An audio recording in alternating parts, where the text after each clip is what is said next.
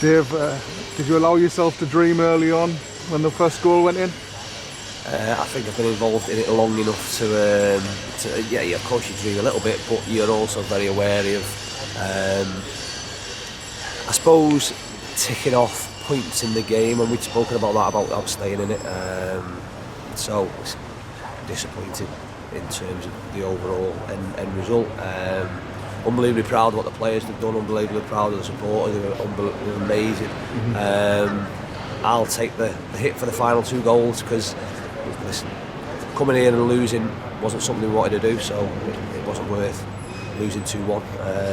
So we had to throw cautions to win, and last little bit showed that if you throw cautions to win against good teams and almost play man for man at the back end of the pitch, then the movement and the ability 1v1 they have can cause you all sorts of problems. So listen, forget the scoreline. I think we've got to assess where we're at, look at where they're at, and it's how you react now. I said before the game, and I wasn't saying it flippantly, that Tuesday was more important than today's game for us. That's the standard of a League One team, and if players in our dressing room aspire to be there, then they've got to look at where we and where they are now, where Oxford currently are, and what it requires to get there, and use that, like I say, as motivation. Otherwise, you'll be left to come the end of your career wondering. It sounded like maybe Carl Robinson had a few words with them at half time, and they did, as you say, show why they're up the top end of League One, didn't they? Listen, they're the best team in League One by a mile. You don't, regardless of Man City coming here and with a strong team, you don't push them. I'm sure they put the stats in the programme just to scare us in terms of scored all the goals and against Wickham here, and Wickham are top of League One, and Wickham, these had 80% possession and completed 600 passes and had 34 crosses and 20 odd shots at goal, and so listen, we knew that we had to frustrate and we did that really, really well. I think you look at, like I say, we knew that, and we probably allowed them to cross the ball a little bit at times, and thought that lesser of the evils, if you like. We'd prefer them to be crossing it and us having to defend crosses than getting their good attacking players sort of inside, around the box looking to shoot. And like I said, I thought we did that really well first half, and we frustrated, and we made it tough for them. I think the longer you can keep that frustration, especially at the start of the second half, the better.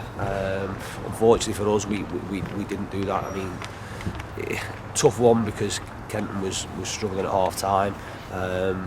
What we didn't want to do was, I suppose, especially at half time, a lot of the people we had on the bench would have been attacking changes, and we didn't want to upset the balance a little bit, so we tried to keep them out there as long as we could, and they became much more of a potent threat down this side in the second half, which, listen, it's part and parcel.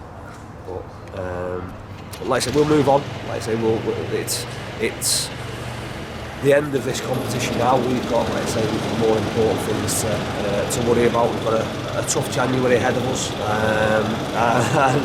and hopefully we can put some results together and give ourselves a shot at the end of the season at getting them playoff positions. If we can still be heard over the lawn. The fans, you mentioned them already, but they were unbelievable. Even when the ball was still in the net after 2-1, they were back singing into their feet again. It was incredible. That for me is, like I say, that it is one of the biggest motivations and the things that makes you more proud. And I think what they've done for us today as a football club, we've tried to do our bit on the pitch. And I think the people who come here to support us United, who maybe not so much don't know who Hartlepool are, but maybe have gone off the radar a little bit, will have absolutely increased our profile, because they were amazing, absolutely brilliant. I'm just disappointed that we couldn't hang on and give them something to go home with, if you like, and keep ourselves in that draw, whatever it might have brought.